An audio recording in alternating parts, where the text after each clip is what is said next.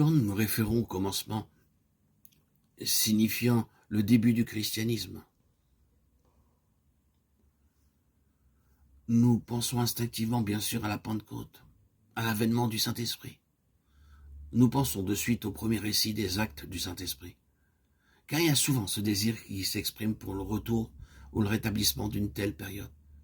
Il y a même de l'impatience, et dans beaucoup de domaines fondamentaux, c'est justifié.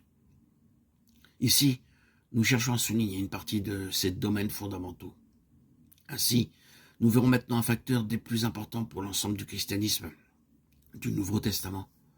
Sur le plan doctrinal, cela soulèvera peut-être peu de controverses parmi les évangéliques, mais l'acceptation de la doctrine comme une affaire entendue peut cependant signifier une reconnaissance partielle de son importance cruciale. Nous ne pourrons seulement qu'espérer, en progressant, qu'une reconnaissance nouvelle de la grandeur et du caractère impératif de cette vérité se manifeste. Et cette grande vérité, c'est que le Saint-Esprit a une cour d'appel de laquelle il ne compte pas partir. Le Saint-Esprit a un médiateur, un juge, un arbitre auquel invariablement il fait appel pour rendre un verdict sur chaque situation.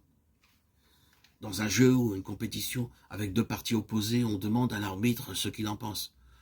Ou dans une juridiction, l'appel d'une décision est fait à celui qui est là pour rendre un jugement. Il en est de même avec le Saint-Esprit, et il a une base pour rendre son verdict, et son verdict, c'est la mort ou la vie, le rejet ou l'acceptation. C'est d'une suprême importance si le Saint-Esprit dit oui ou non. Considérons le livre des actes et notons où et quand le verdict fut rendu, d'une manière ou d'une autre, et voyons le résultat. Il y avait alors une sensibilité pour que le Saint-Esprit puisse dire d'arrêter ou de poursuivre, en découvrant si son doigt indiquait oui ou non. Quel était le terrain du Saint-Esprit pour l'arbitrage, le jugement et le verdict? Ce fut toujours et encore la croix.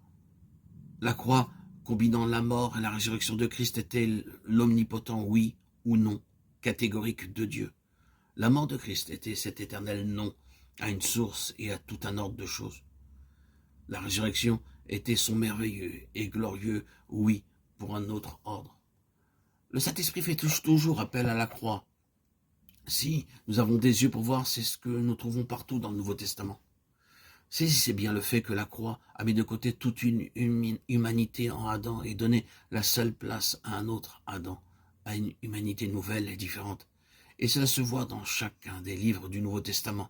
Souvent vous trouverez la croix définie d'une certaine manière, comme la croix de notre Seigneur Jésus ou Christ crucifié. Parfois elle est citée de manière implicite, comme dans Philippiens 2, 5, 8.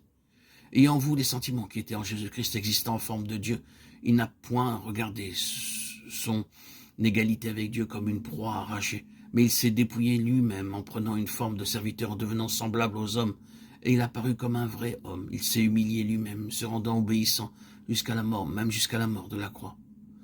Parfois, une exhortation, un ordre, une admonition, un appel nécessitera la croix pour réponse. La croix sous-tend de nombreux domaines et elle a un très grand nombre d'applications et de ramifications dans toutes les affaires de la vie. La conduite, le service, le mouvement, l'esprit, le discours, le discernement. C'est comme si le Saint-Esprit disait: cela a été crucifié avec Christ.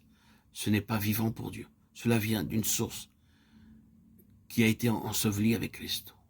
Ou au contraire, pour cette chose, mon verdict est la vie et la paix. Comme elle a sa position en Christ, il y a le oui de Dieu.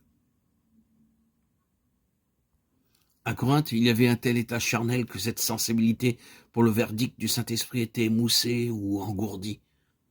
C'est pourquoi l'apôtre, avant d'aller vers eux, prend une résolution positive.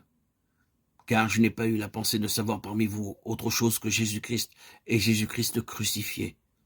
1 Corinthiens 2:2. Christ crucifié, la sagesse de Dieu et la puissance de Dieu. Nous prêchons Christ crucifié.